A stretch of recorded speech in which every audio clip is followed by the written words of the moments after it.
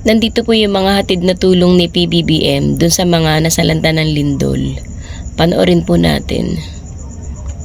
Kaya't habang inaantay yun, ay pwede tayong kumuha sa cash assistance. Nag-release ako ng 100 million na LGSF, Local Government Support Fund, para magamit dahil nahihirapan na ang provincial government para na makapagbayad sa lahat ng kailangan gawin. They have had to already realign many of their initiatives.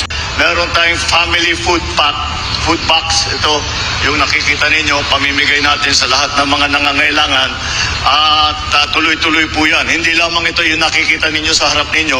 Marami po tayo nakareserba. Amounts that I enumerated earlier, both from the Office of the President and in the form of LGSF or Local Government Support Fund. In the amounts of 150 million for the province, 75 million for the other towns, and maybe smaller amounts for those depending on the need.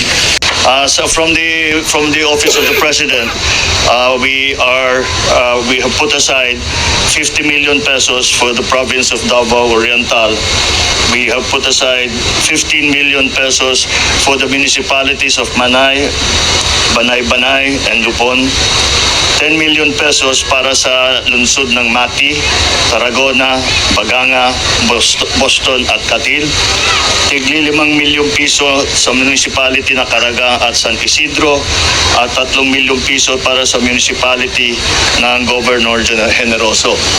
At sa mga ibang apektadong LGU, meron naman tayong 20 million pesos para sa probinsya ng Agusan del Sur, 15 million para sa Davao de Oro, Davao del Norte, Davao Occidental, Davao City, Agusan del Norte, Surigao del Norte, Surigao del Sur at Dinagat Islands.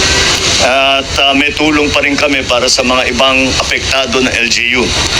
And again, the Office of the President will give 150,000 for each family that has lost completely yung nasira ang kanilang tirahan.